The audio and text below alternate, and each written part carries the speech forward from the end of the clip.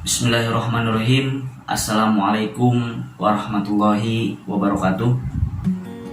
Semangat pagi untuk semuanya. Semoga kalian di rumah dalam keadaan baik dan sehat walafiat tentunya. Untuk sekarang, Bapak akan sedikit menjelaskan tentang pemahaman diri. Menurut teori Johari Windows, atau bisa disebut juga dengan jendela teori, manusia itu terbagi menjadi 4 jendela. Yang pertama, yaitu adalah ada yang namanya jendela terbuka, yaitu hal-hal yang kita tahu tentang diri kita sendiri, orang lain pun tahu. Contohnya keadaan fisik, Bapak punya keadaan fisik yang istilahnya itu langsing, ya kan? Terus yang kedua, profesi Bapak seorang guru BK, kalian juga tahu. Dan yang kedua, yang selanjutnya itu asal daerah dan lain-lain. Jendela yang kedua yaitu jendela tertutup, di mana hal-hal yang mengenai diri kita yang kita tahu tetapi orang lain tidak tahu. Misalnya perasaan, pendapat, kebiasaan tidur, dan sebagainya. Yang ketiga yaitu ada yang namanya jendela buta,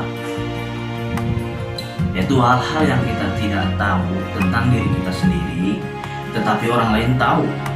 Misalnya hal-hal yang bernilai positif dan negatif pada kepribadian kita. Dan yang terakhir yaitu ada yang namanya jendela gelap, bisa diartikan jendela misteri,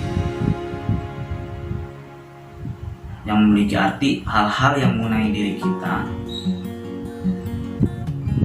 tapi kita sendiri pun tidak tahu dan orang lain pun tidak tahu. Dalam artian, jendela gelap ini termasuk dalam wilayah misteri dalam kehidupan. Bagaimana cara kita mengetahui siapa diri kita dan paham tentang siapa diri kita? Ada beberapa cara, di antaranya yaitu yang pertama, kita mencoba untuk selalu terbuka kepada orang lain.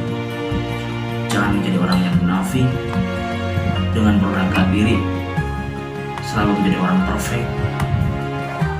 Karena dengan adanya keterbukaan, maka teman-teman kita pun atau orang-orang yang ada di sekeliling kita akan terbuka terhadap diri kita.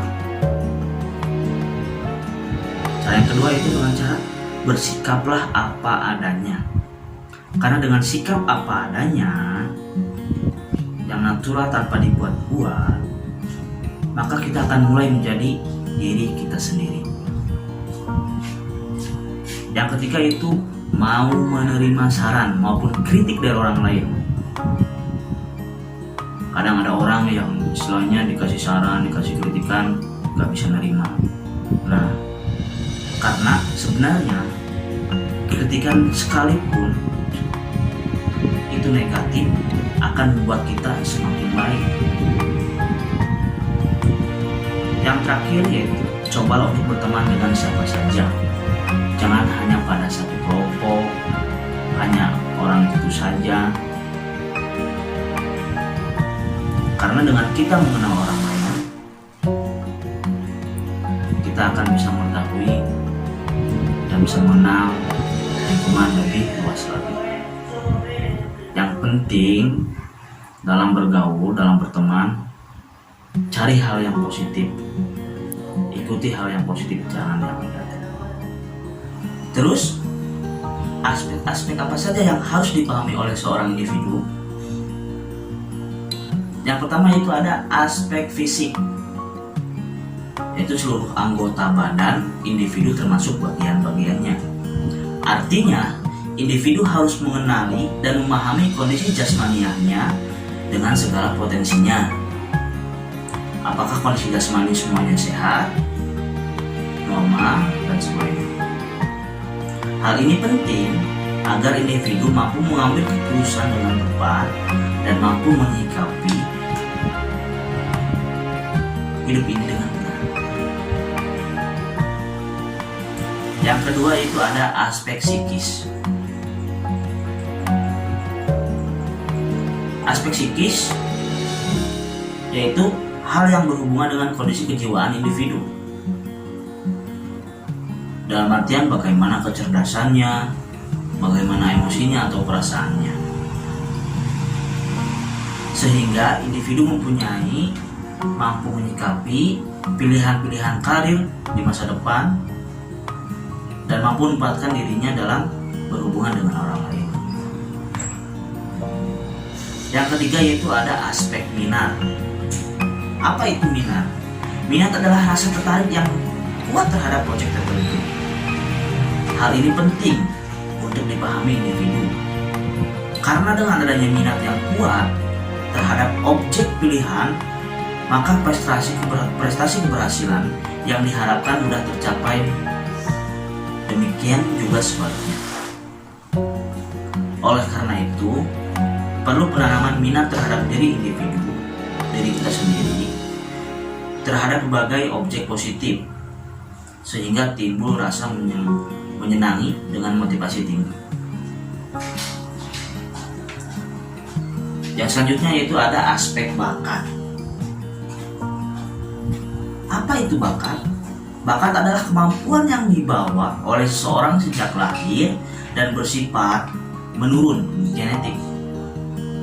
Pentingnya individu memahami bakat ini adalah agar individu mampu mengembangkan dirinya secara optimal. Dan yang selanjutnya ada aspek cita-cita. Cita-cita itu adalah gambaran diri yang ada pada diri seseorang. Ada yang menyebut potret diri. Artinya apabila individu mengatakan dengan lisan, misalnya, cita-cita saya ingin menjadi TNI atau Polri. Individu harus memahami apakah dirinya sudah memiliki potret diri, gambaran diri menjadi seorang TNI atau Polri. Sudah tergambarkah secara keseluruhan dalam diri individu tersebut? Syarat-syarat dan sebagainya yang mutlak harus dipenuhi untuk bisa menjadi anggota TNI. Hal ini penting untuk dipahami dengan cermat gambaran dirinya, sehingga ia benar-benar mampu dan dapat memilih karir sesuai dengan cita-citanya.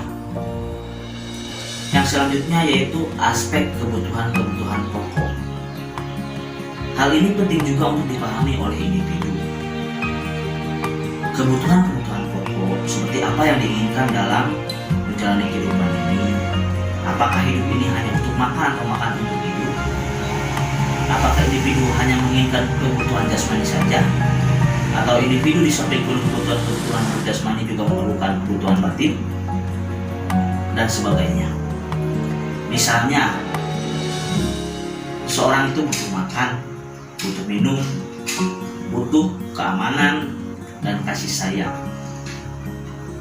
rekreasi, aktualisasi diri, sosialisasi dan sebagainya. Oleh karena itu, individu perlu menentukan kebutuhan-kebutuhan pokok seperti apa yang diinginkan dalam hidup ini. Harus punya keinginan dalam memenuhi kebutuhan.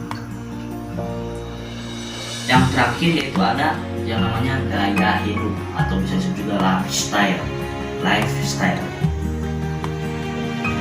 Gaya hidup yang diinginkan oleh masing-masing orang tentunya pasti berbeda antara satu dengan yang lainnya. Ada yang ingin bergaya hidup seperti orang elit, ada yang ingin bergaya hidup biasa-biasa saja, dan ada pun juga yang sederhana. Dan individu pun hendaknya menyesuaikan dengan kemampuannya, sehingga dalam menyikapi hidup tidak diperbudak oleh hawa nafsunya. Tentunya keterampilan, kerja keras, pengalaman dan sebagainya akan memudahkan untuk memutuskan gaya hidup seseorang.